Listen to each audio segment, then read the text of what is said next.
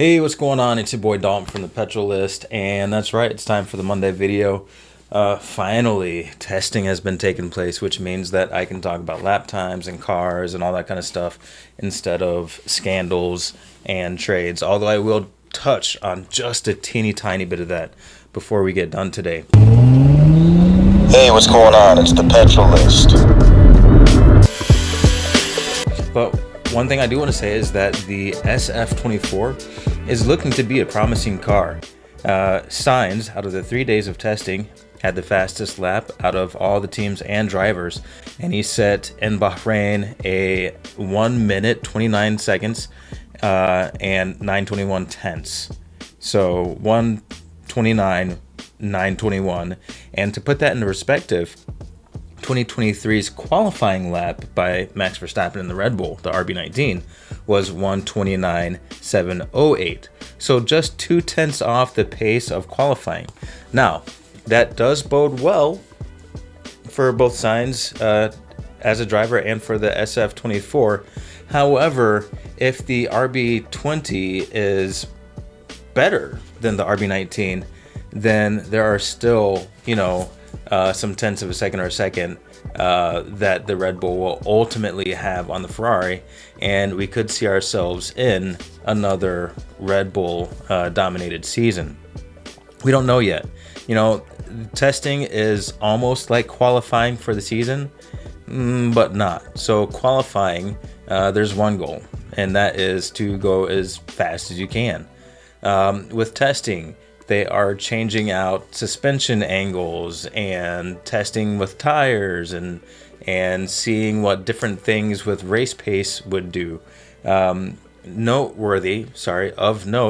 was the W13, the Mercedes W13 and W14 with its zero pod, which was supposed to be better for aerodynamics, ended up having a higher center of gravity because they had to mount the fuel tank higher. I think the fuel tank even sat like up above the driver's head or right behind the driver's head. And so you saw the W14 would actually get faster and faster as the race progressed and the fuel levels dropped, meaning that the center of gravity dropped. And I'm sure that when you have that kind of squashed body, a lot of the internal components of the car are forced to go upward as they seek space to exist. The W15, being more conventional, is going to allow for all those components for the fuel to be a little bit lower, and it's going to be a little bit more, I guess you could say, better handling and stable through the corners. Hopefully, let's go back to the actual qualifying times. Hopefully, that does bode well for the season. But when we take a look at, not the qualifying times, but the testing times, we see a slightly different story. Okay, Sainz had the 129.921. Leclerc had a 130.322, which is not really that far off.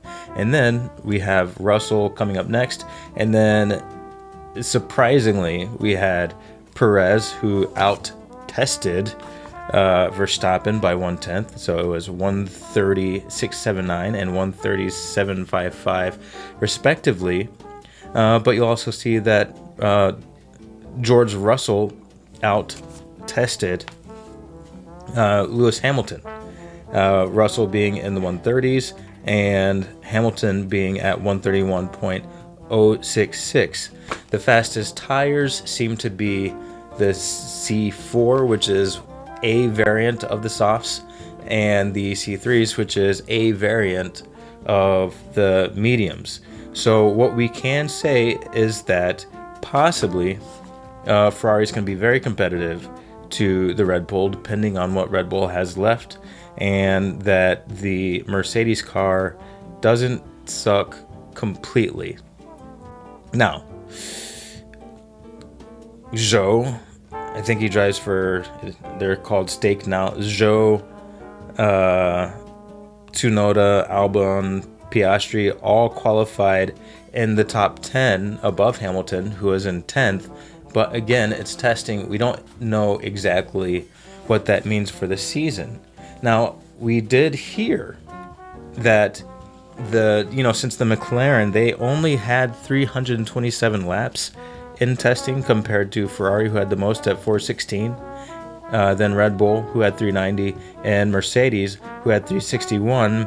McLaren might be suffering from reliability issues. So even though they did have a decent testing time with Piastri, who's to say if they will ultimately be competitive in the season? The one thing, I don't know. Here's the thing. I think that we're going to have a decently competitive season coming up.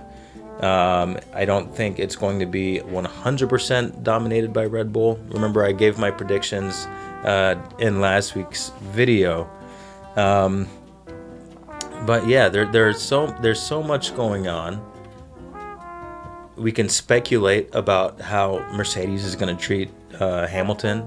We can speculate about a lot of stuff, but guess what? We don't have to speculate for that much longer because the first race is next week, and I will be there afterward to talk about my thoughts. Couple of parting comments. Christian Horner's fate is going to be decided supposedly before Bahrain GP. He did attend testing in Bahrain, and he typically would have stayed on and just, been at the race like a team boss typically would be. However, he did fly back to Britain for, I guess, either his debrief or his forced resignation. Who knows? I don't know. I guess we'll see by Bahrain. I am glad that they're wrapping it up quickly. I guess the documentation of the accusations, it was like 100 pages long or something. But ultimately, we still don't really know what happened. And we don't know what is going to be declassified. All we know is that Christian Horner did have some enemies, if you will, in Red Bull. I'm saying enemies. Maybe I'm using too strong of a word, but I don't know. That's kind of how it feels. And I will be extremely interested if Christian Horner gets let go, what exactly the reasons were, because I think everybody deserves to know that. And last thought, Lewis Hamilton, I mean, if this SF24 testing is any indicator, within 1 or 2 tenths of last year's qualifying time, if it's any indicator of how good the car is going to be, then Lewis Hamilton might be inheriting something nice in 2025. Maybe he can fight for a championship, and all bets are off in 2026 because everything's going to change. I know Vasseur is extremely motivated to win a championship and bring Ferrari out of their 15-year slump. I want to say it was like a 15-year championship slump. And Lewis Hamilton is extremely motivated to get his 8th championship officially recorded. I mean, who wouldn't be? It's your life's work. He's been racing since he was 6 years old. If you have the chance to break the world championship winning driver record in the penultimate motorsport venue, genre, league, whatever you call it, yeah, I would stay on. If I was that close, I would stay on for a few more years. So it'll be interesting to see that. I think right now that Ferrari, their motivation and Lewis Hamilton's motivation are a match made in heaven.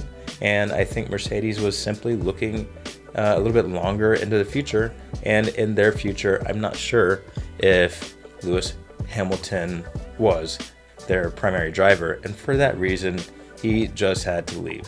The further away I get from this story, the more I'm just like, yeah, it made sense.